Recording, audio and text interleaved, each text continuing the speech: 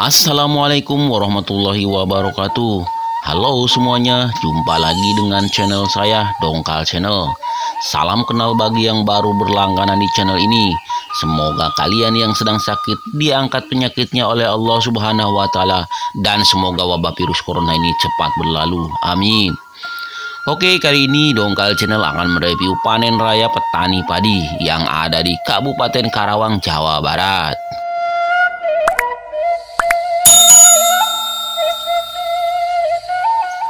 Dulu Karawang dikenal dengan sebutan lumbung padi nasional. Namun seiring dengan ditetapkannya wilayah ini sebagai daerah kawasan industri, terjadi pengalih fungsian lahan besar-besaran. Akibatnya lahan pertanian pun menipis dan para petani pun seolah-olah telah tersingkir dari tanahnya sendiri.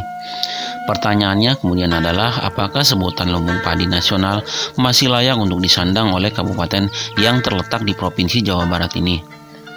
Karawang sejahtera berbasis pertanian dan industri. Visi misi pembangunan daerah yang tercatat dalam Rencana Pembangunan Jangka Panjang tahun 2005 sampai tahun 2025. Mungkin hal inilah yang membuat Karawang kemudian beralih menjadi daerah industri. Selain masih mempertahankan diri sebagai daerah pertanian dan berambisi untuk menjadi daerah lumbung padi kedua terbesar di Indonesia. Dalam perkembangannya, sekarang sektor industri memang sangat menarik untuk digeluti, apalagi disebut-sebut bahwa sekitar 43% investasi di Jawa Barat berada di Karawang. Hal di atas tentu tidak terlepas dari masih lesunya sektor pertanian di Indonesia. Pihak perbankan misalnya, seolah enggan untuk memberikan investasi mereka kepada sektor pertanian karena adanya risiko yang besar seperti gagal panen, anomali cuaca, serta bencana alam. Selain itu, Karawang juga mengklaim bahwa setiap tahunnya pemasukan daerah dari sektor pertanian semakin menurun. Semua alasan di atas seolah-olah dijadikan pembenaran atas beralihnya Karawang menjadi kawasan industri. Padahal Karawang yang dulu merupakan lumbung padi nasional adalah salah satu pihak yang diandalkan Indonesia untuk menyuplai beras yang merupakan makanan pokok masyarakat Indonesia. Ada beberapa persoalan yang muncul akibat berubahnya Karawang sebagai daerah industri pertama. Untuk konteks lebih luas, Indonesia akan semakin kesulitan untuk memenuhi kebutuhan beras nasional. Menurut Menteri Pertanian Suswono Litbang, Kementerian Pertanian 2013, rata-rata konsumsi beras di Indonesia mencapai 130 kg per kapita per tahun. Hal ini tidak seimbang dengan produktivitas beras nasional, di mana tingkat produktivitas dari lahan pertanian Indonesia yang hanya tinggal 13,5 juta hektar, hanya sebesar 6 ton per hektar. Sebagai jalan pintasnya, pemerintah akan mengambil langkah impor beras untuk memenuhi kebutuhan Indonesia yang besar terhadap beras. Hal ini tentu akan semakin jauh dari rencana pemerintah untuk menghentikan impor beras dan meningkatkan produksi beras dalam negeri. Kedua kehidupan masyarakat Karawang akan berubah drastis, baik dalam sosial, ekonomi maupun budaya.